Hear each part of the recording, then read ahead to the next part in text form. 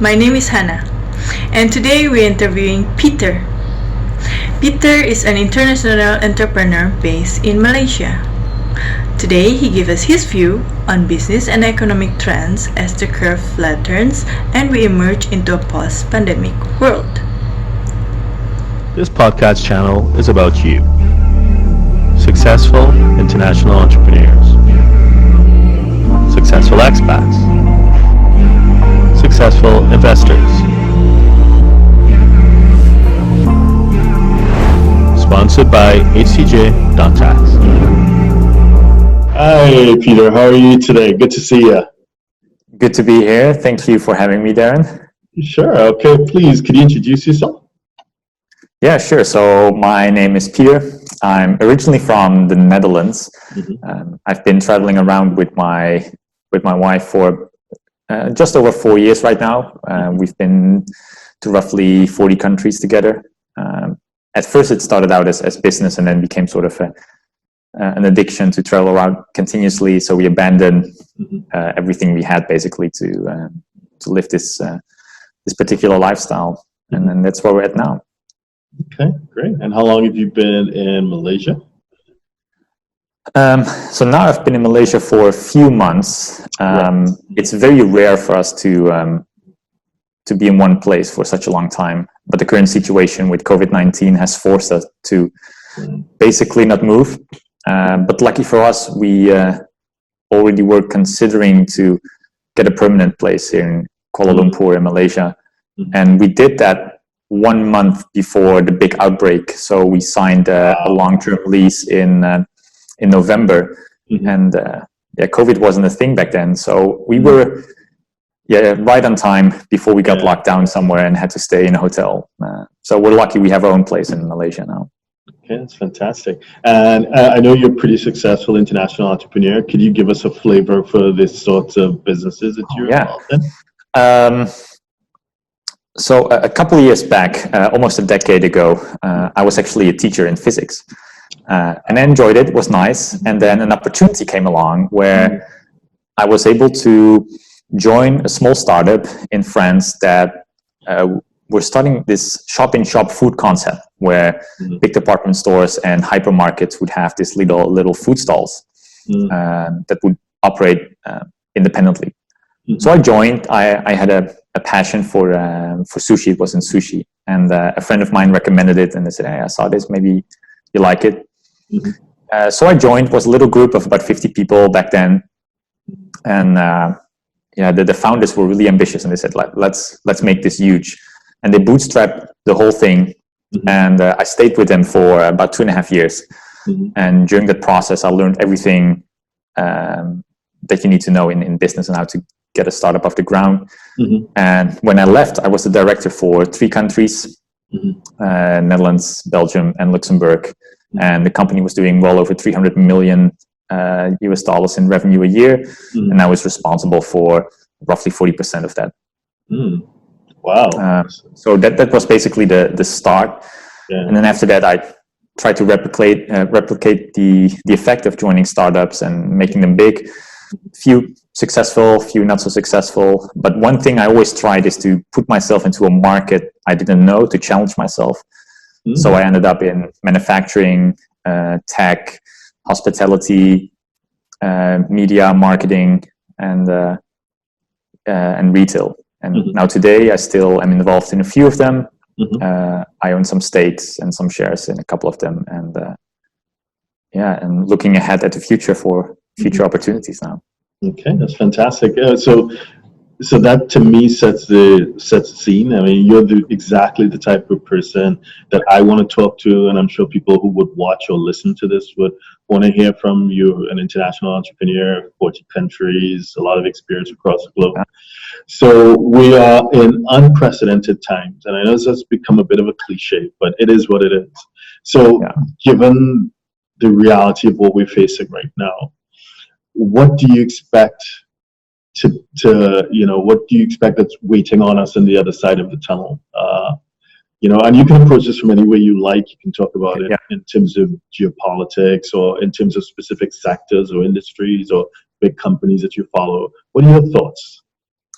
Right. So it's a question that I've talked about with colleagues and with business partner with, and there's two main things that I think are really going to happen in the next few months or years, where COVID-19 is really the catalyst for. One is the trend of working from home or working location independent. There's already a bunch of companies that are starting to let people work from home, even prior to COVID-19, and experimenting with it. A lot of tech startups, especially in areas like Silicon Valley, have huge teams that are location independent or remote. So those people can work from like paradises like Bali or Chiang Mai, or travel while they work. And that's why these hubs are booming so well. So I think that trend is going to accelerate even more, where old school companies that weren't implementing that before COVID-19 are now really looking into the ways they can make the operations function with remote teams. And that has a few benefits. You lower your operational costs and your overhead, obviously. But I think what is very important, and I'm an advocate for that, is you allow people to structure their work around their private lives. I think we live in a society, especially in the West, where your work and your profession is sort of the centerpiece of your life, and everything that's private is built around it. Picking up kids from school has to happen after work. Meetings have to be done during these set of hours, right? And I think from a human perspective, it should be the other way around, where your private life and your overall happiness should be your centerpiece, and then work and profession should be built around it. And you could still function easily 40 hours a week, but when you can decide when that is, you have less stress, more flexibility. You get to pick the hours of the day where you're most productive.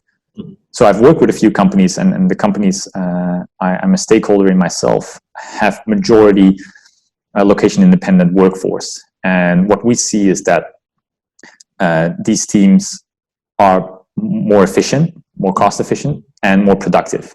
And we see that happen with companies that are starting to implement it as well. When you trust the people to create their own schedules, it can be very, very powerful. So I think that trend is going to accelerate vastly now that companies are forced to find ways to do it. And I think they will be surprised at the outcomes. And then a second one is has more to do with worldwide economies. When you look at Europe and the United States, they've always looked at themselves as the big powerhouse of the world economy. And they are ignoring a lot of strong economies in the East, like China, Japan, Korea, and upcoming economies like Vietnam, Thailand, Indonesia, Malaysia.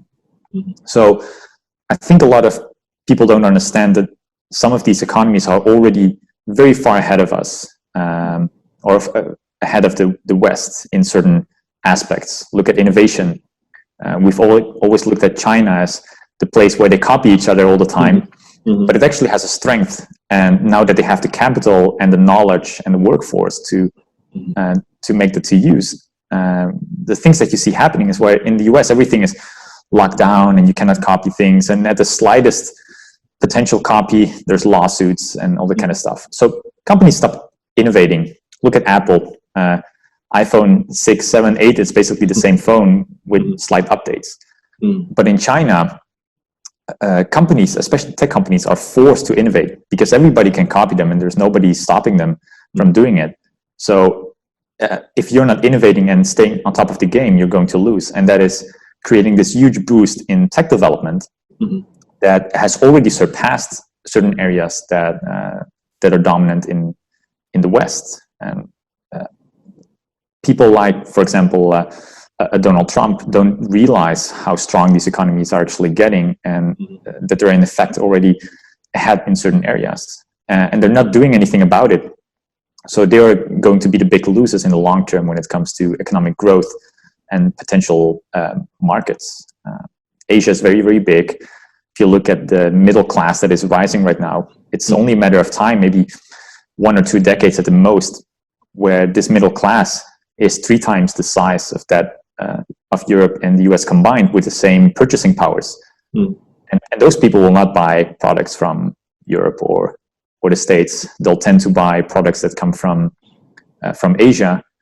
And what we're seeing now is that not only are those products cheaper, they're also better than some of the Western equivalents. So I think that is something that was already foreseen, especially people that do business in both Asia and Europe and the US see happening. And I think this will just accelerate that process, where expected was that these markets would be very, very dominant maybe in 2 decades, might be sooner than we expect because of this. Interesting. So those are 3 key points. So if I can summarize it, remote work. The second point would be the rise of Asia. And then thirdly, and connected to the second point, would be increased innovation within the emerging markets in Asia in particular. So let's start with the first one. So remote work. What are the implications of that? Obviously, you work remotely for what you do. And you were sharing with us earlier that you were in, you traveled to Malaysia and then this happened. Now, let's assume that there are people who believe that this pandemic won't just go away like that. That we would be in a cycle of lockdowns and reopenings, because like we've seen in Singapore, Hong Kong, Singapore thought, okay, we have this under control, and then suddenly there was this explosion in the foreign worker facilities. And similarly, Hong Kong, they were kind of spent parts of China. They were easing up. Basketball was supposed to start back, and then it kind of picked up again, so they had to tighten up a bit. So we'd be in that cycle. Now, if it is you working remotely and you get locked down out of your home base, or you're locked into a base that is not your home, wouldn't that have implications on the efficiency of the remote work model? Because, in next door in the Philippines, there are people who kicked out of hotels because hotels had to shut. People stranded in airports and so on and so forth. What are your thoughts on that? I think it really depends on the market that you're working in. Obviously, there is jobs, like you mentioned, in hospitality or retail, physical retail, brick and mortar retail, for example. Obviously, people are losing jobs there because they demand physical presence. So that's where definitely you will see a very, very big impact of people losing jobs and being impacted by being stuck in a certain location. When it comes to work that can be done remotely, look at tech, IT, but even finance. Those are jobs that you could basically do from almost anywhere. As long as the teams that you work with are flexible in terms of timing and setting meetings.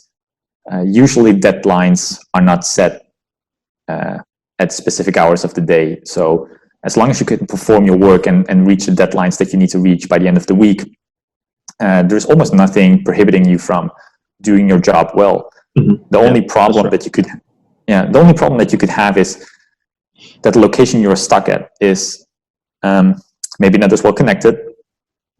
Maybe the Wi-Fi or the internet stability is playing a big role. But these are very minor factors, and I don't think we live in a world where in most places that isn't an issue unless you're very, very remote.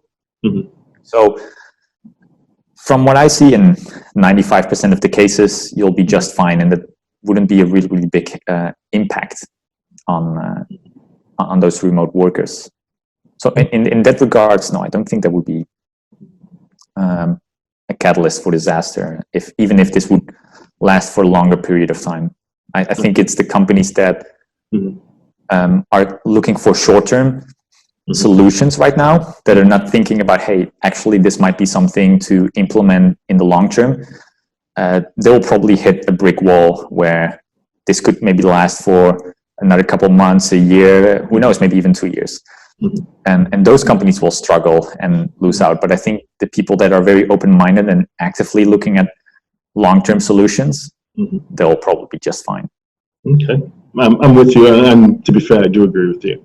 Those are some pretty solid points. There'll be winners and losers, but for those who are in the higher value-added service type roles, this is an opportunity. It's a huge opportunity. So Oh yes, definitely. So, like, okay, let's move on to the second point. Let's look at Asia. Now, as you said, you know, and just borrowing the term you use because I like it, you said that this whole situation, this pandemic, is a bit of a catalyst. So, in a way, one can argue it didn't really create something from scratch, but it may have accelerated certain pre-existing trends or conditions that were existing. So, and one of those trends was, to me, a slowdown in Asia, because to a large extent, China has been the engine of Asian growth. And China's growth has been slowing down for the better part of a decade, or maybe a decade and a half, depending on how you look at it and how you measure it. And Southeast Asia, where you are and where I spend a lot of time as well, they were riding the coattails of what was happening in China. So you have a economy like Malaysia, Indonesia especially, and to a lesser extent, Philippines and Thailand next door. These are, let's say, 4 economies that were largely exposed to China. That was their key trading partner. And their game was basically exporting commodities, so commodity exports to China. And they also benefited from some FDI, foreign direct investment, as well as tourism in like Bali or in Thailand or in certain parts of the Philippines.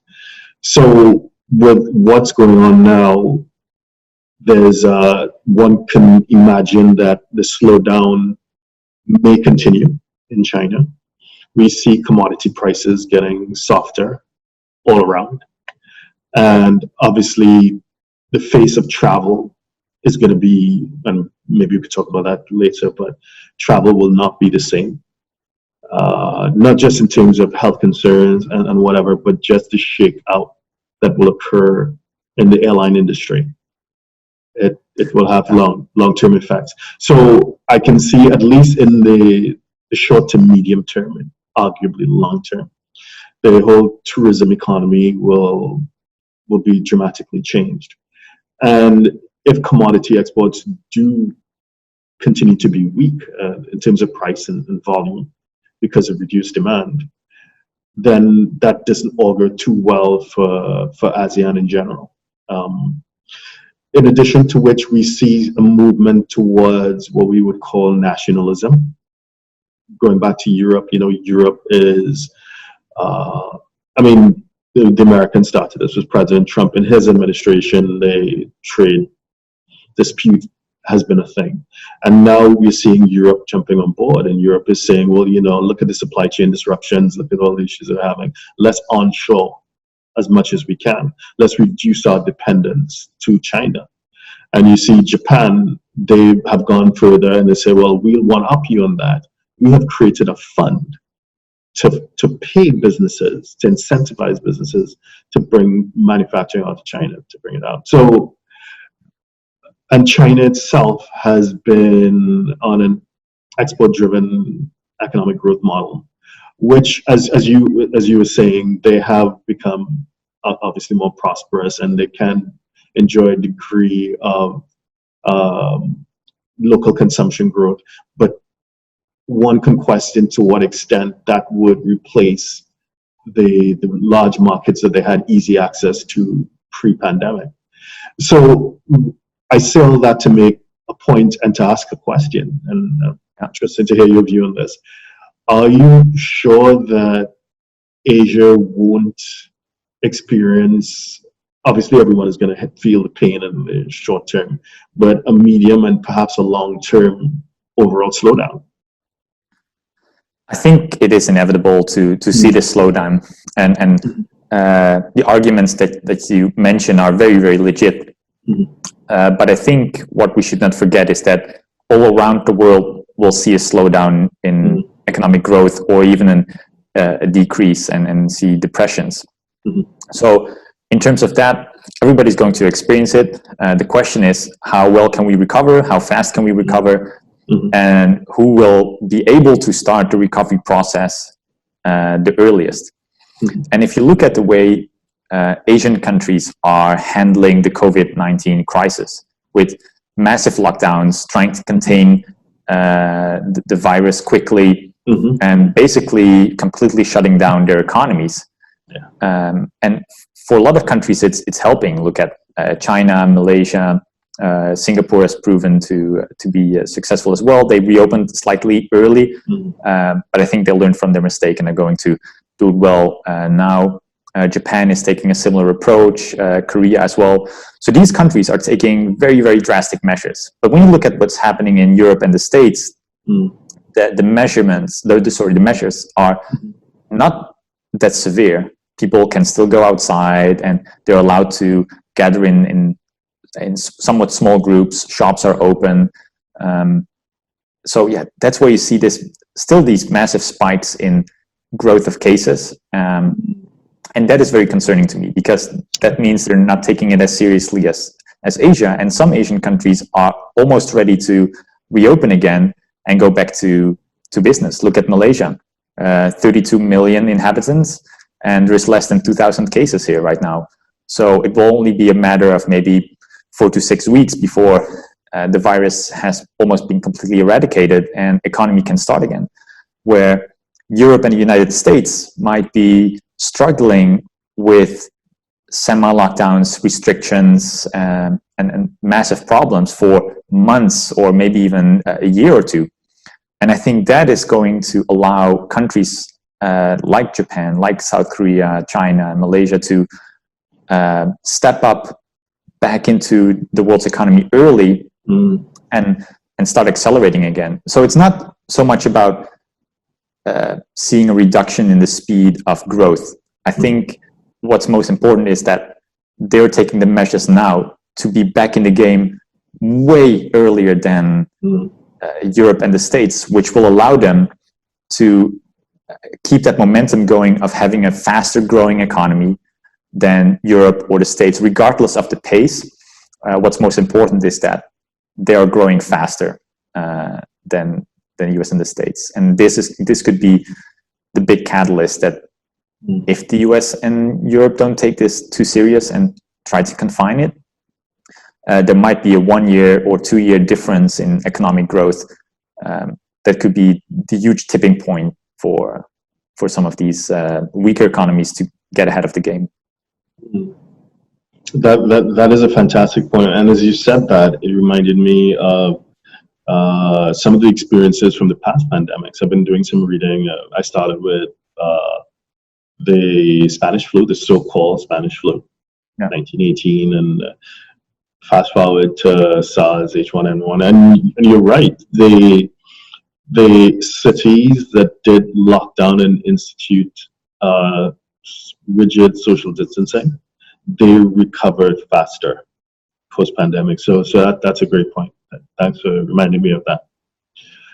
So I think it's something we should not underestimate. And I know China is, for example, heavily investing in certain areas on the African continent. There is some ideas of why they're doing it. I have some theories that nobody can confirm, unfortunately. But if that's true, that means that they would be able to do huge investments in like slow and weak economies in South Africa and Middle Africa, way ahead of the game before countries like Europe or the US allow big travel again, and people will take the chances to go to these countries and look at opportunities, where Asian investors that have huge sums of money at the moment would be able to travel there without a problem and look at investment opportunities.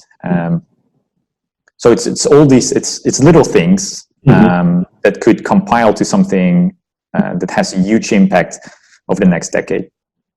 Okay, I'm with you.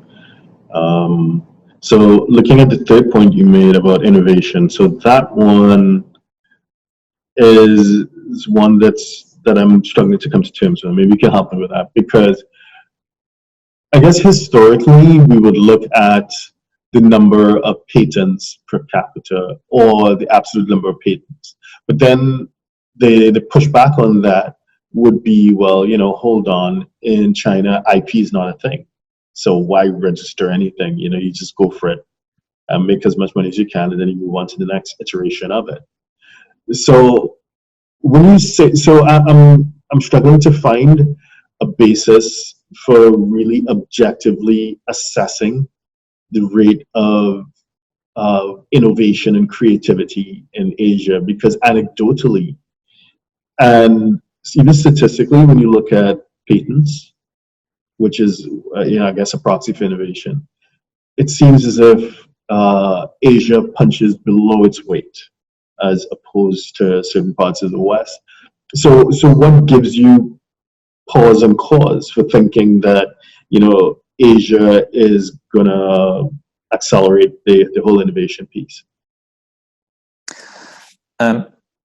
So firstly, I don't think countries like China will always have this culture where patents or copywriting is not a thing at all.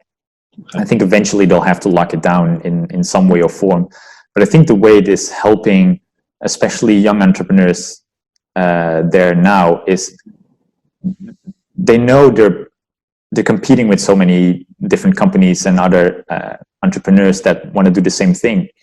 So instead of trying to put your resources, energy, and time into getting patents and going through that whole process and figuring out how to protect it, and when things come up, you try to fight them. So all that energy is instead focused on staying ahead of the game. How can we try and improve and make new stuff? And the thing that we invented, okay, 10 other people will copy it. How do we make sure that by the time they have made a decent copy, that I'm already 2 steps ahead of them with new features or a second or third version? So I think that is helping those young startups grow so fast, because they put all their resources, money, and creativity in new developments and products, making them better and better, not only from utility or feature standpoint, but also in terms of quality. They're trying to push way ahead of the competition, and in a lot of cases, Chinese products are even better than what we can find in Europe or the States. But slowly and steadily, we're seeing that some of these companies are deciding to not export these technologies anymore to the West, but keep them for Asian markets, because the Asian market is so big. Why would you go to the States and Europe, where you're competing with their local products, if your local market is already so strong? Very, very basic and simple example is smartphones.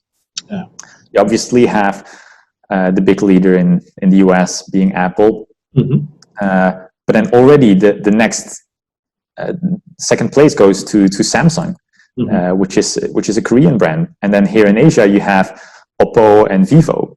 And Oppo and Vivo, their flagship phones, are in terms of hardware equal, or in some areas even better than the iPhones and the Samsungs of today, with better cameras, next gen processors, features they implement that are then being copied by, for example, companies like Samsung. But the big difference is that they're not selling their phones for $1,000; they're selling their phones for $250, and the quality is getting better and better and better. If you look at what their output has been over the past 2 years, I'm personally amazed at the quality that you're getting for $250. And a lot of expats that I know that live in Southeast Asia actually prefer to buy these phones, because they're holding a Samsung phone and an Oppo or Vivo or Oppo, and they're basically the same quality. They're the same in terms of hardware. Vivo and Oppo have a few maybe edges, like 45 megapixel cameras and the kind of gimmicks. But why would you pay $800 to $1,000 if you could get the same thing, which arguably is maybe even better, for $250? So these are products that obviously won't sell in Europe and the States, but they do sell really, really well here. Mm-hmm. Is that just one example of how these companies are pushing for innovation and making products that make sense, and just keeping them here instead of exporting them? That's a good point. So as I think about it, I'm wondering whether, not just in terms of hardware, but also in terms of software, whether we may end up in a world where we are like, there'll be two worlds almost. There's the world of the so-called Western world and their allies that are based on, let's say, FANG, the Facebook, Amazon, Google, Netflix kind of stuff. And then on the other side, you have, the acronym they use is BATS, right? Baidu, Alibaba, Tencent, those guys. So it won't just be we using different handsets, but maybe we're sitting on different software platforms or cloud platforms. Yeah. And do you see that digital divide evolving as some people speculate it may? I think that's a fair point. Honestly, I haven't really thought of it in that way. But yeah, now that you mention companies like Alibaba, for example, that is one of the examples, I think, of software development that started in Asia. If you know the story, Jack Ma actually wanted to be the eBay of China. Mm-hmm. And they've well surpassed them in terms of company growth and total value. And now you see Western companies trying to copy certain elements of their business plan, connecting wholesalers and manufacturers to startups and companies or even individuals. The whole dropshipping movement that has been going on for the past couple of years comes from that.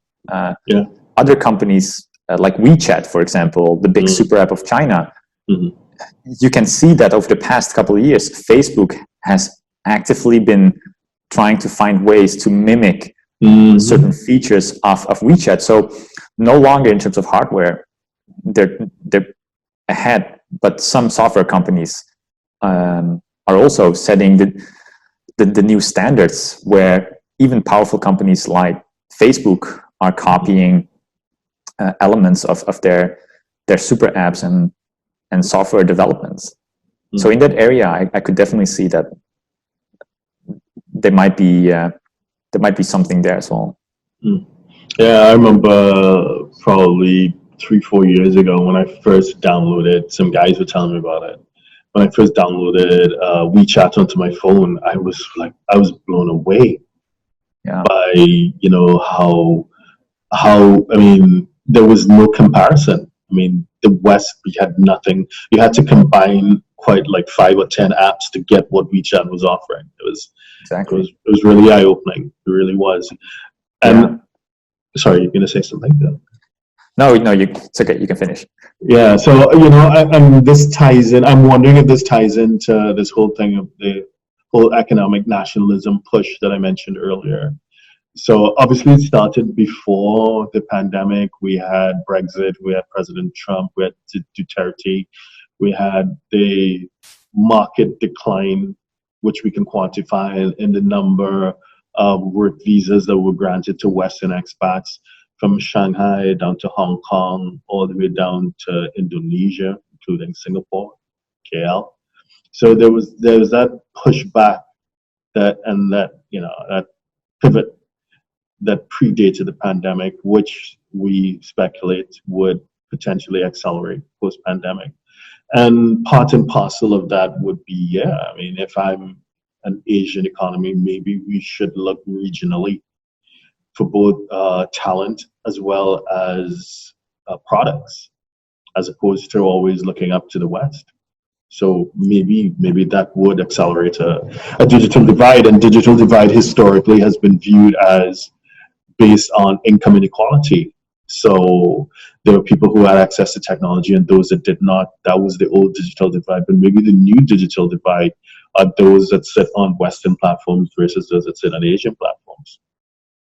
Yeah, I think a lot of people don't even realize how much hardware and software actually comes from Asia, or even big brands.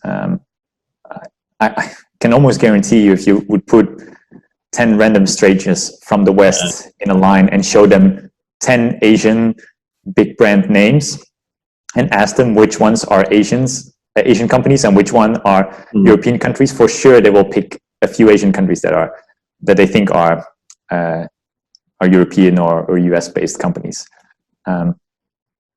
So yeah, a good example, I think, is Sony, for example. I don't think a lot of people actually know that Sony is not a US company. And that's just one example. I think even some people might think Samsung is a US company. So yeah, I was just thinking of another example, Grab. So for the people who are watching or listening that don't know Grab is a e-hailing ride app similar to Uber and Lyft that originates from Singapore. And what they did was look at how can we implement that feature, those features into this Asian market. And Uber didn't do that. They just tried to copy their business model from the States in Asia, and it worked and up to a certain extent. But the people from Grab understood what the local market needed, and they improved their apps. Every single quarter, they came out with new features or changes in the app that made it easier to use for the local market, or make more sense to use. And it only took 2-3 years for them to overtake Uber here in the market, and they actually purchased the Southeast Asian brand of Uber. So that's a way where that's an example where you can see a group of people looking at a piece of innovation and improving it without limit, and it only takes 2 years to overtake the number one market leader and be so big that you can actually purchase them. Yeah, I think that is. Sorry.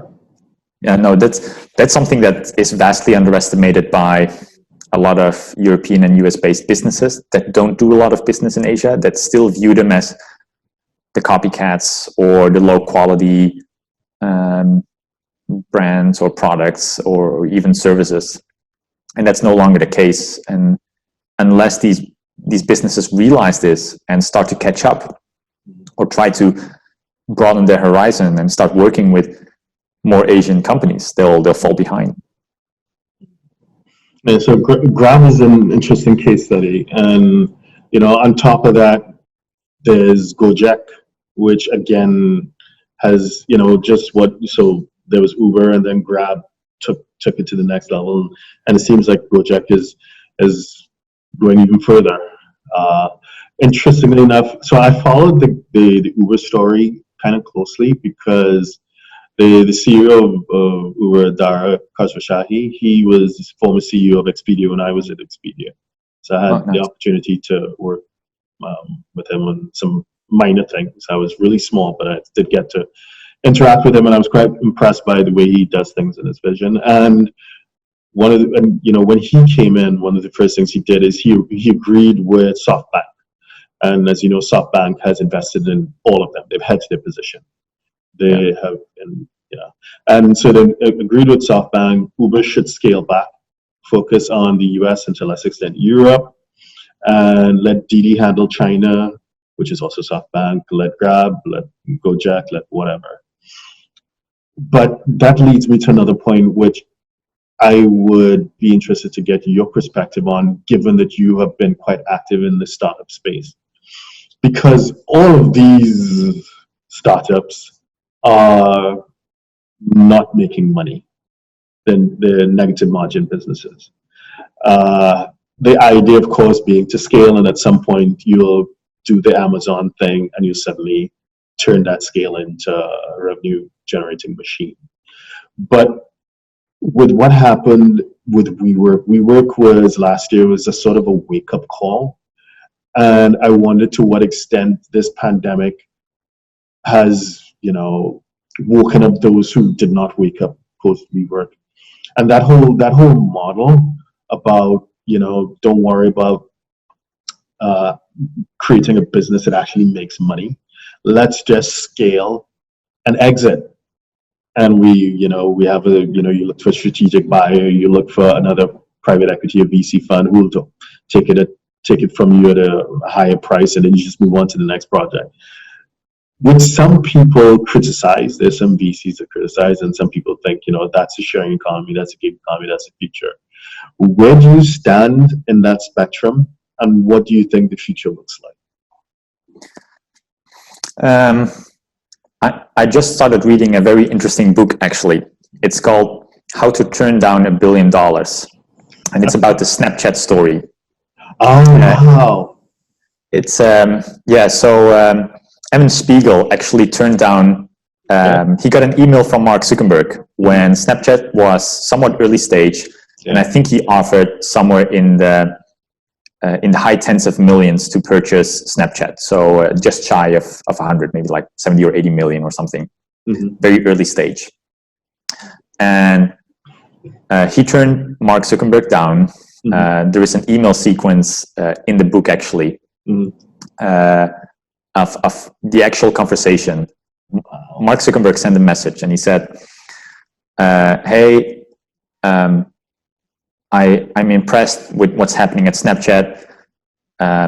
If you're in the area, I would love to take you on a walk around the Facebook campus. And then Evan Spiegel replied with, I'm not sure when I will be in that area. Let's maybe push for something like early next year or something. Mm-hmm. And then Mark sent a mail back and he said, are you in LA? I will be there in the next couple of weeks. I can come by. And then he said, yeah, sure. Let's set something up. So they met, and Mark Zuckerberg said, okay, would you like to consider this offer? And back then he said, no, I'm not interested in selling my company. I'm working for somebody else. I really want to push this. So he turned it down. And then a couple of years later, he got another offer, which was $3 billion. Mm-hmm. And I think, if I'm not mistaken, at the time, he owned 25% stake of that company. So he would be instant billionaire. And he declined, actually. He declined that offer. Very bold move. And in the book, they talk about these startups that are not generating revenue. At that time, I think the valuation from their B or C round, they were valuated at $800 million, I think. And they were not generating revenue, zero. And like you mentioned, this is very controversial to think about, okay, how can these tech startups be so valuable yet not generate revenue or very little revenue? Companies like Uber, Grab, for example, they are generating some revenue. And there is some potential. But the big thing I think everybody is buying into, and this might be a bubble, it might not, only time will tell. But I think the main reason for these VCs to invest heavily in these companies is data and access to a very specific consumer market. Mm-hmm. And for Snapchat at the time, it was teenagers and millennials.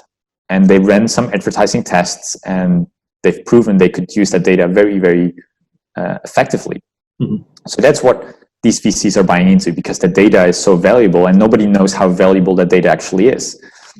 What happened with WeWork, though, I think why it collapsed is while they were valuated at $2 billion at some point, or $4 billion, they were not generating a lot of data. So yes, they have access to some of the companies that they work with. They have some real estate, and they're growing massively and building this community. But other value, not a lot. Not like Facebook and Snapchat and Instagram, for example, have, where they get a huge data information, or even companies like Grab, Uber, Lyft, they generate tons of data about travel, user behavior. So that's stuff that's very, very valuable, and nobody knows how valuable it is. And that's why these VCs are tapping into it, because they know some crazy guy will probably pay a lot of money to get access to this data. And WeWork doesn't have that. And I think that's one of the reasons it collapsed.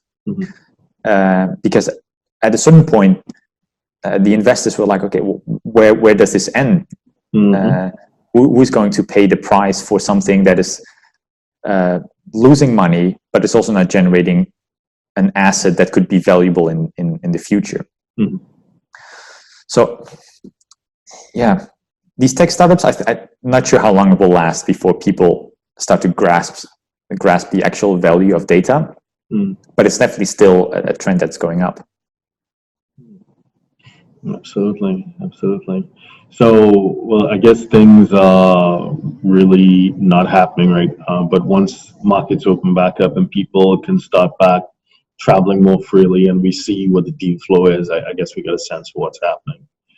But yeah, for now, just wait and see. Yes, it's curious to see, but it's time, or it's the right time to innovate right now. Another great book I read, written by Bob Iger, about his journey of ABC and then later becoming the CEO of Disney. It's the last or second to last chapter, and the title is Innovate or Die. And I think that's very true in times like these, where you have to become very creative. And you've probably seen it, a lot of people share it on LinkedIn, of the list of companies that were founded during the last big recession. And this is another one of those times where drastic times ask for drastic measures. And I can assure you it will be the perfect time for a lot of these companies to figure something out that's going to be the next big innovation for the future. Okay. So that's what I would encourage everybody to do, is think about not how to make money for yourself or start a company that is valuable maybe now or in the next 2 years, but look at things that are happening now that are going to have an effect for the long term, 10, 20 years. And how can you build a company now that is going to profit from the changes that are going to happen now, that will impact the future? And the people that are smart enough to think of something, you'll see those will be the next big billion-dollar companies. Okay, so innovate or die. I like that. And on that note, Peter, thank you for your time and sharing your Derren, insights. thank you for your time. Again, thank you for having me. I hope to see you back again soon, either in Asia or in the States. Absolutely. Might be a few months though, but unfortunately, but better to be safe. Yeah. But I'm sure we'll see each other soon again. Okay, Peter, thank you very much. Derren,